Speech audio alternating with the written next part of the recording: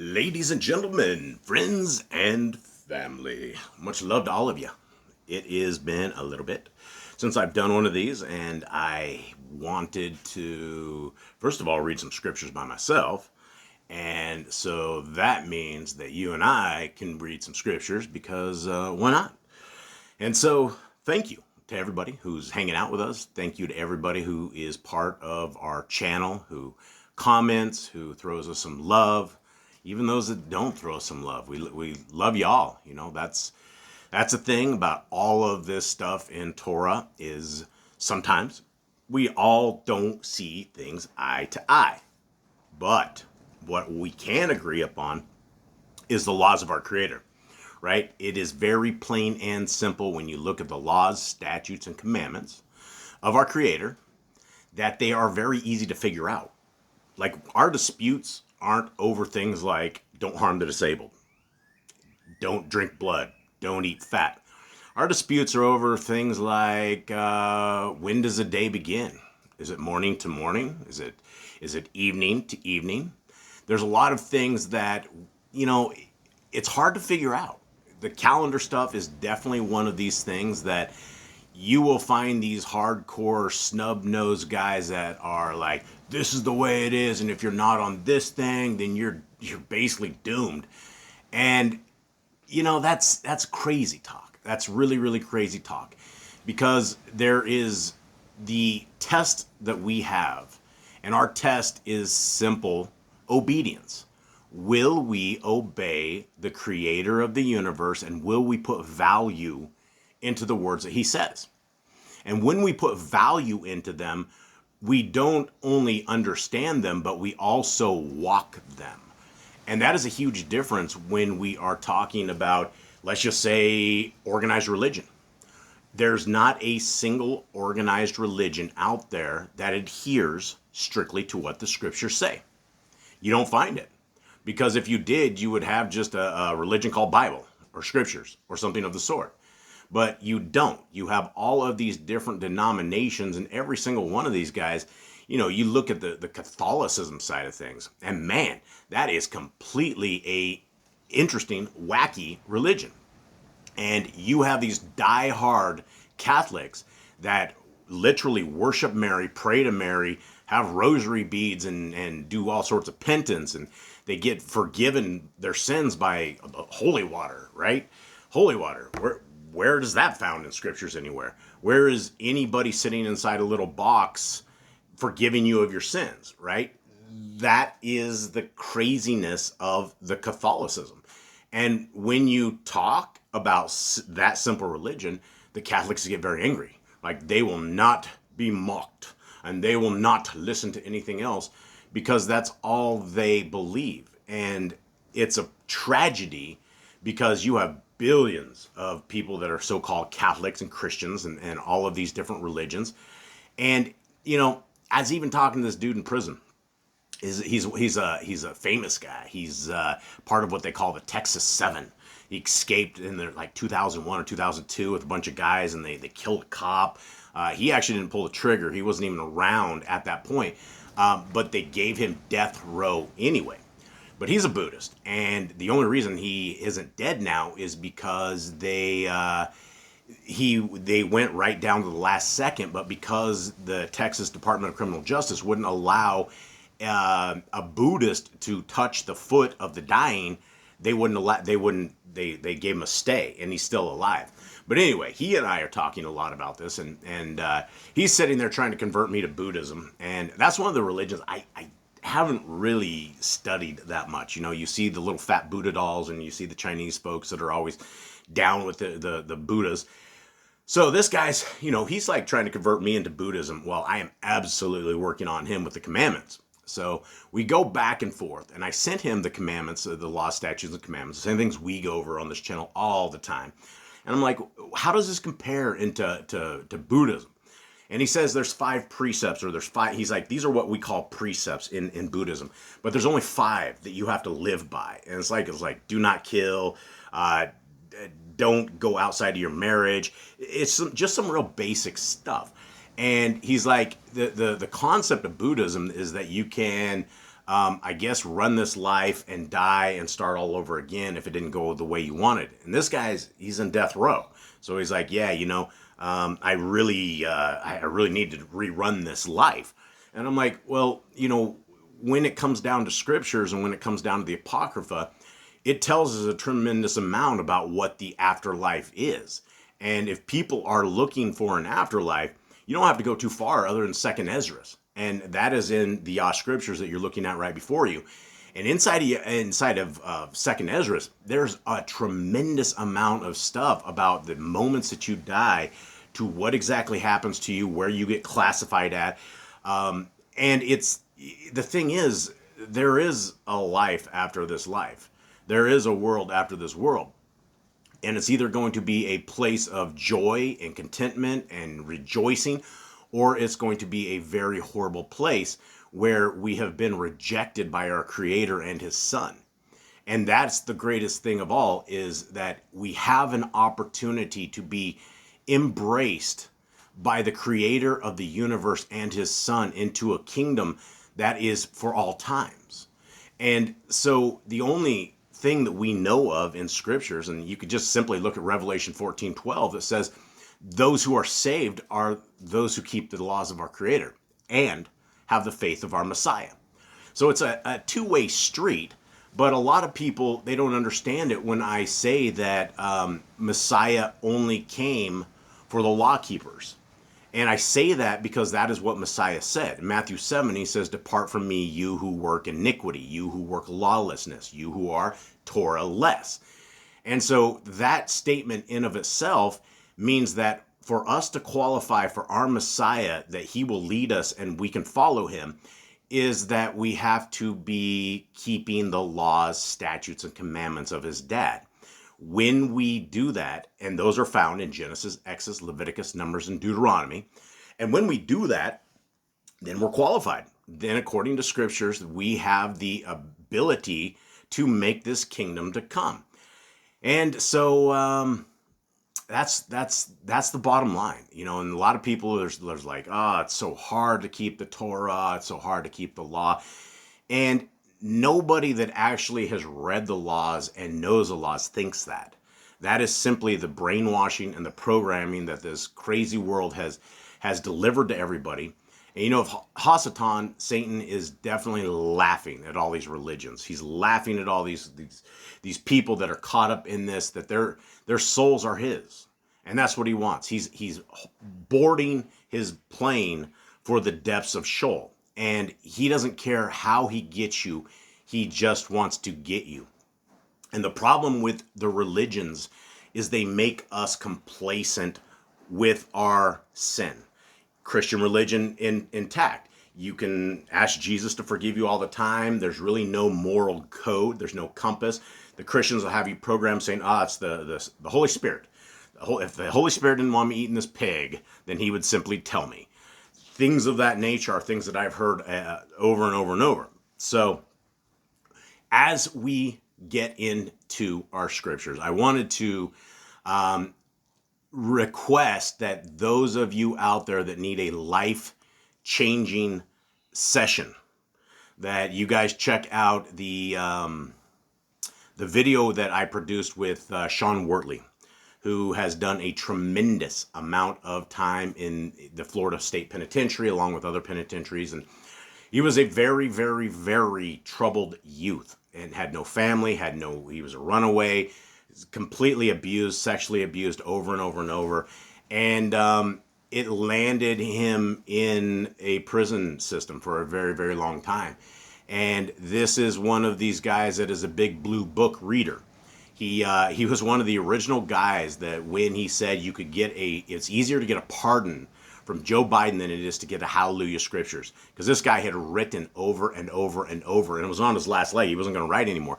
And he stands by that. He says there's Hallelujah Scriptures is a complete grift. The only thing that they are doing at this moment is hoarding up with the Sabbath keepers, which is a Zoodeistic group of people that is definitely leading brothers and sisters astray. And they're an evil corporation. They're run by pedophiles, and it is unfortunate that this is all that the prisoners have, that is a group like this. I'm glad it's better than nothing, but at the same time, we're always fighting against the faith-based stuff inside of prison, as well as the Judaic, Talmudic-ridden Sabbath keepers. So, guys, please take a look at that, and please watch that. We're getting a lot of interviews coming up with Behind the Bars. A lot of guys' lives are changed, and they always start with bending the knee to the Most High. When we figure out that the Most High has a plan for us, has an opportunity for us, has a job for us, has a world for us, life becomes much different. The day-to-day routines, they can get boring, they can get tiresome, we can get depressed, we can get down.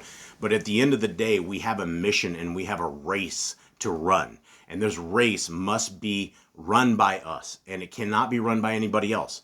Nobody can come alongside you and pick you up and take you across that finish line.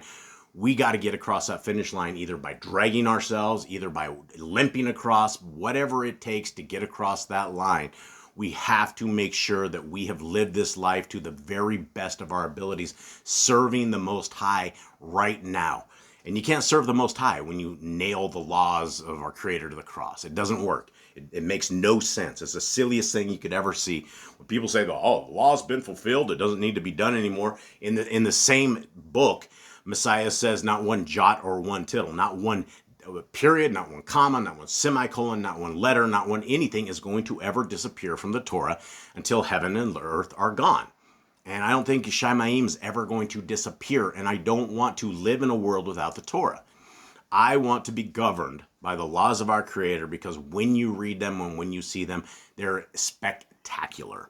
So guys, let's get into this. This is Yah Scriptures, greatest English translation you will ever find anywhere. 3,153 pages. And what you guys have been able to do is not only help us with this, but you're also helping us with these stamps. We are at the mercy of the states that we are contacting, and we are buying stamps constantly. And it's something that, whether you guys help out with like $5 or $25, whatever it is, guarantee that it is effectively helping and changing the lives of those who are behind the bars and those who are willing to listen. And guys, we are very, I don't know if we're very effective, but we're very, we work really hard. I don't know what the right word is for it, but we are constantly working really, really hard. And there isn't a message that goes through without scriptures, without a calling to these men and women that there is a better way and that everybody is called to this kingdom, anybody who will listen. So guys, please, let others know about Yah Scriptures. We still have a decent amount of stock of this big blue book. The paperback book is, it's doing its thing. It's on its way very soon. Thank you to everybody who has pre-ordered those. The smaller books that we're going to have are going to be so easy to get into these prisons versus this is the bigger book. So this book, it's 7 pounds and it's large print, and thus, in the wrong hands, it could do some damage. So the little books will be accepted throughout every prison, and that's what we're looking for. We're attempting to build the free Bible printing press, which so far Yahuwah has blessed us with. And we've been able to, we pulled a loan for a lot of money to get this out, and we have never turned our brothers down, brothers and sisters that need scriptures. Regardless of whatever we're trying to figure out to paying the loan back, we always ship this in. We always ship them with, the shipping, and make sure they get them. And we minister to them along the way. So thank you to everybody who's been part of this. I could never have done it without you guys. Much love, much love, much love, for sure. Now, this is the Yah Scriptures app. I got some exciting news.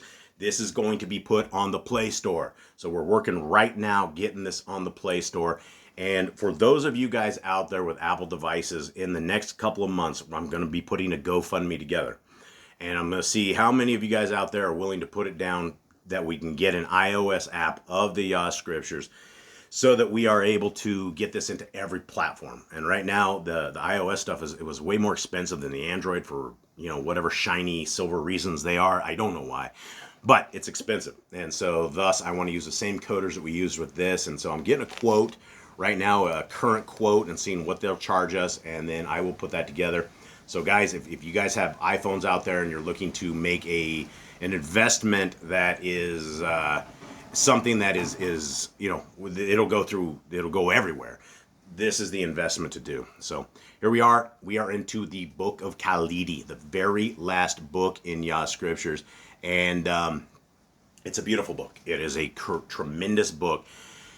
We're in some trying times right here because this is we're into the crucifixion times of our Messiah. And so a lot of people probably don't understand this, but the entire concept of Passover was established and fulfilled to the point that our Messiah, at the same time that the lambs are being slaughtered for Passover, is when our Messiah died. And he died on what people would call a Friday, but it was before sunset.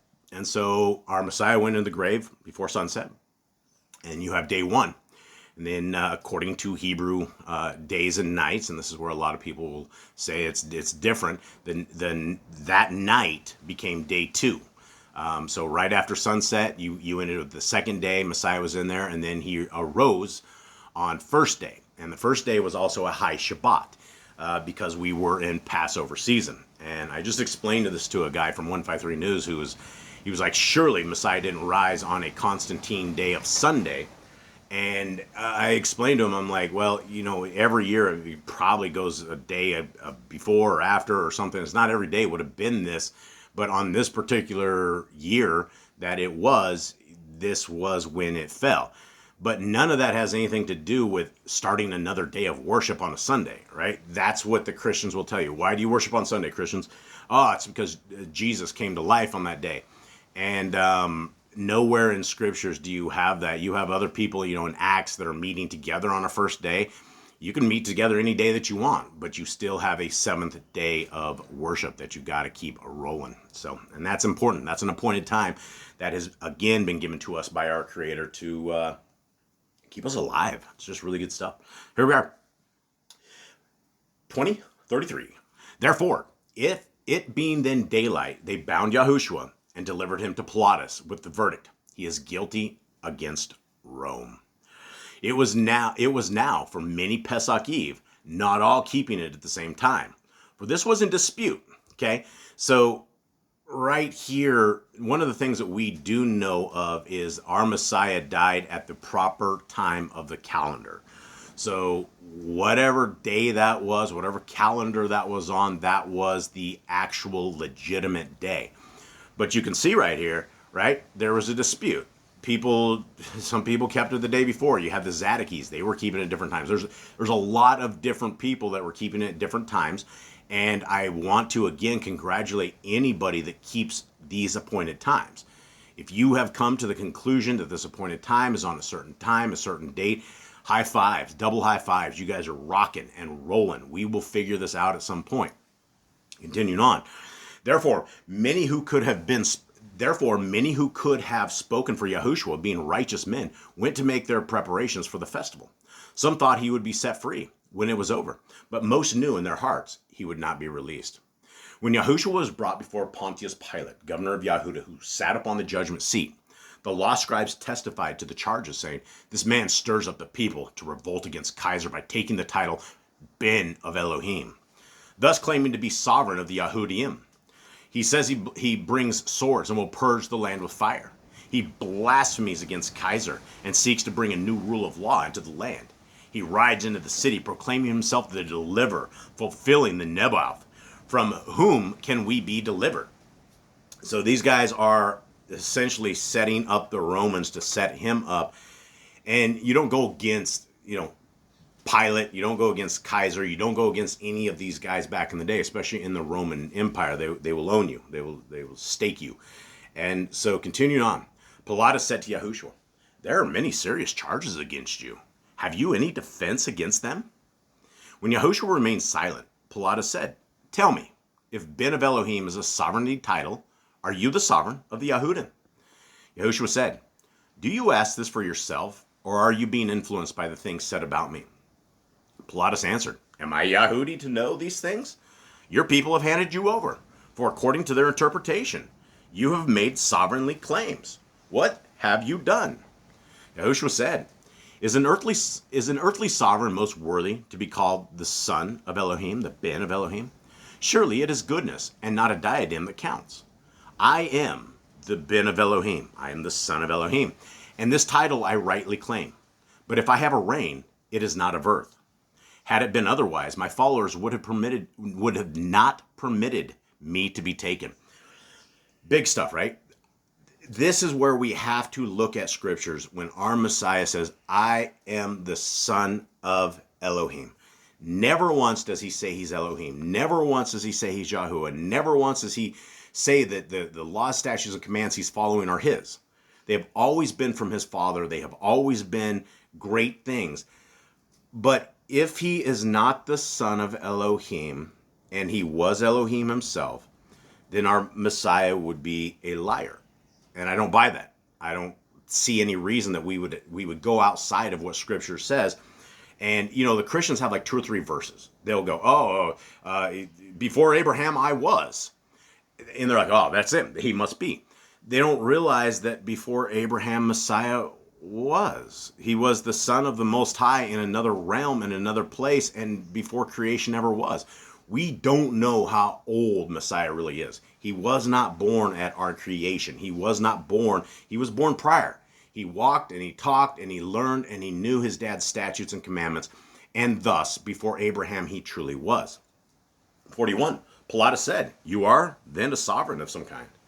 Yahushua replied, as you say, I am a sovereign, but I do not come to rule, for I was born into the world to testify of the truth, and all who honor truth, listen to my words. Pilatus said, who knows what is truth or what it means? One man's truth is another man's deception. Yahushua answered, no man can know truth, for it is not of earth, which is a place of deception. But Yahuwah knows truth, and it is with him alone. Pilatus says, does not Kaiser know truth? To which Yahushua replied, no man knows truth. Pilatus said, is the truth with you or with Kaiser? Yahushua said, Kaiser's heart is in fornication, not in truth. And this you know to be true. Would you condemn me for speaking the truth? Pilatus said, say no more. Yahushua said, see how those who uphold truth are judged by those holding authority? Then a man who was guardian at the Hayekel testified, this man stirs up trouble in the land so the people are ripe for revolt, and his doctrine is not contained in Galilee, but is spreading all over Yehuda. Hearing this, Pilatus asked whether the man before him was Galilean. And being told he was, Pilatus said, this man should be tried before Herodes. Therefore, Yahushua was sent to Herodes, who being in Jerusalem at the time, was residing nearby, for he was under the protection of the governor. Herodes was pleased for the opportunity to see Yahushua and questioned him at length, hoping to see some miracle performed, but he was disappointed in all things. Though many testified against him before Herodes, Yahushua remained silent on such matters, for it was his duty and destiny to fulfill the nebuth, the prophecy, in the Kodesh books. Herodes found Yahushua guilty of blasphemy and treason and returned him to Pilatus, saying, he has committed treason in Yehuda. Let him be tried for that. It has not been fully proven before me, but this I know, surely. If he is released, there will be a revolt, for the people are inflamed, and your army is not large. Now you see the problem that these Romans had to have, right? They knew he was innocent, but then they had all of these people that they are supposed to govern, and they're rising up. It would be like in my country, Panama, the U.S. coming and taking over all of this thing and putting their own governors. Let's take it over to Iraq. This is exactly what the United States did over in Iraq, right? They completely went over there. They killed off Saddam, all his kids. And then they put all their own people and leaders in there, and it was and it always was seditious. There were so many people killed and murdered in that entire scheme.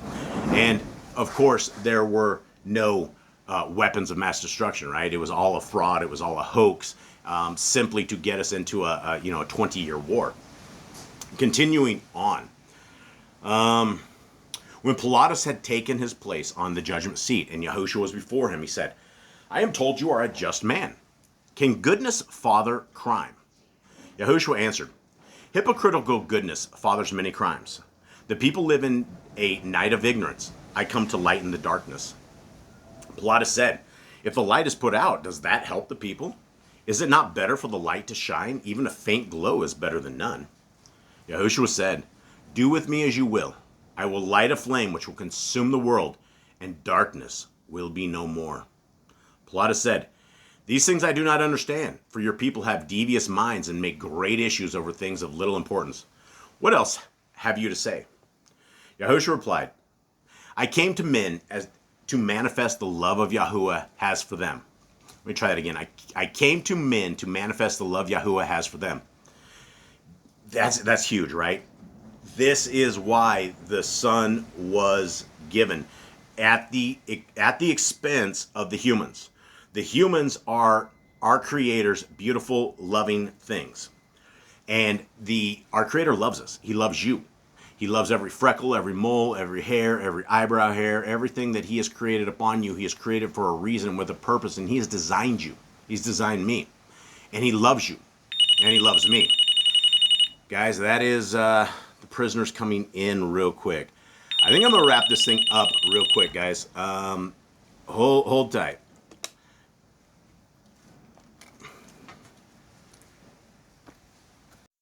All right, we're going to finish this up. I'll call him back.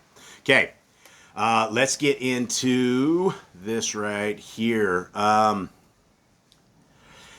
We're on 60, the first part of 60. This is the love that Yahuwah has for all of us, right? That He sent His Son to die at the expense of the same humans that His dad created. His Son didn't have to do this. And this is, I don't know if it's a game of loyalty, or what you could exactly call this testing period that we have, but we have a test that we have to go through. And when we open our eyes and when we seek the Torah and when we find this Torah is why our Creator has developed us, that we can walk this Torah, live this Torah, be part of this Torah, as it's a gift to all of us. So continuing on, as one of their brothers, this is Messiah talking, I have undergone the trials and tribulations of men, overcoming the claims of the flesh, so the Ruach within shines forth with strength. I have pointed the way whereby men may rise to greatness, for such is their destiny. So I think I'm going to leave this at this, guys, because you know where this is going. This is heading into the crucifixion. This is our Messiah's final times, final day, final life, that He is as He was fully human. And it is a sacrifice that He gave to us, and this sacrifice is here to break the curse of the spiritual side of us breaking the Torah. The inevitable death of our soul is what our Messiah came to free, so that we could find the kingdom, so that we can actually keep these laws, statutes, and commandments, find this kingdom, find our Messiah, find all of our friends, which are all you guys, right? I can't wait to meet all you guys. I can't wait to throw up a big old bear hug and give you guys a big old high fives and just say, wow, we done it. It's incredible. We did what our Creator has asked us to do, and He has fulfilled the promise He said He would do. And that is an important thing. And so, guys, with that, I hope you guys have a wonderful day. Much love to all of you guys out there. Until we meet again, shalom, shalom.